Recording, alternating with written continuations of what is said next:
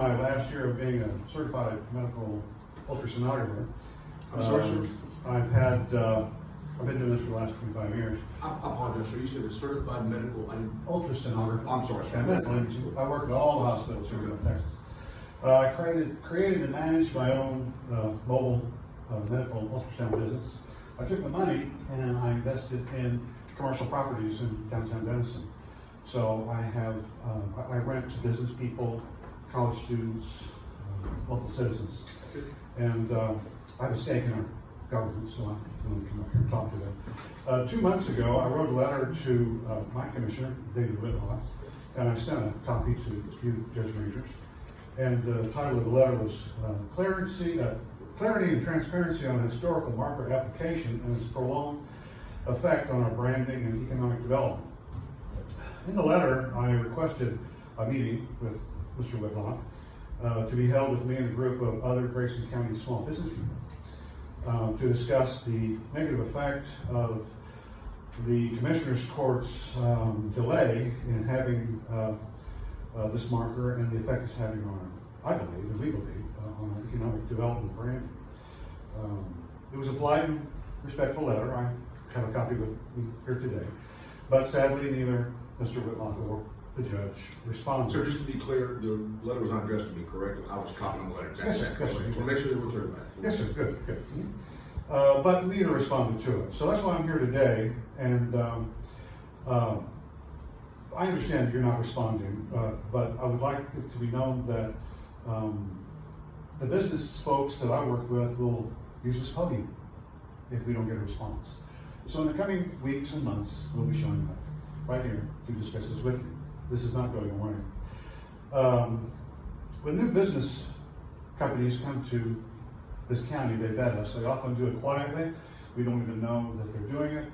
And they read good things about what's going on. Terrific things. They read about our workforce, the hardworking workforce that we have here. They learn about the 7,000 acres that I understand is being put into new housing. They learn about our Denison's locked in low water rates. They learn about our colleges and universities. They learn a lot, but when they Google the word race, good things don't come up. They read about this, and this is a drag on us, and it's affecting our economic development. And all the good things that we have are being gambled on your not acting.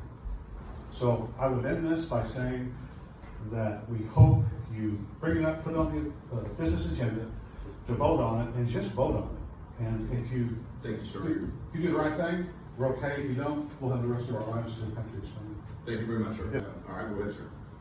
Thank you. I am Kurt Chastain. I live at 1419 West Woodard in Denison, and I rise to address remarks that were made last week at the Commissioner's comment portion of the meeting. The remarks made by one Commissioner that they always and only vote on what the majority of the constituents wish. While I was in Iraq as a part of the joint military, State Department, and U.S. Agency of International Development team that was focused on restoring the democratic foundations of that country, we deliberately led, coached, and mentored newly elected representatives on why a majority shouldn't always hold sway. We tried to explain the issue by relating to Federalist Paper 10, where the tyranny of the majority is exposed.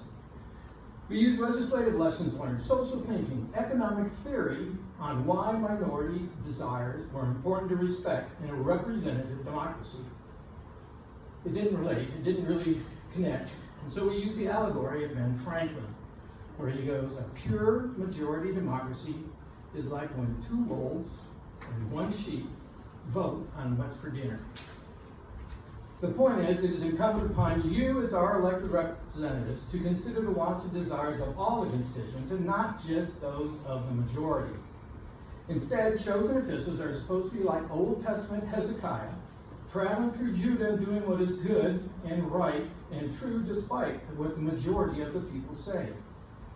It means that sometimes it requires you not to focus on hearing the clanging gong or the crashing cymbal of the majority, and instead listen to the undervalued voices of the minority. But if you choose to continue in this mindset of only siding with the majority, then I say we need to ensure it is the true majority. Everybody who spoke at your Historical Commission back in March concerning the adding a historical marker to this courthouse spoke in favor of it.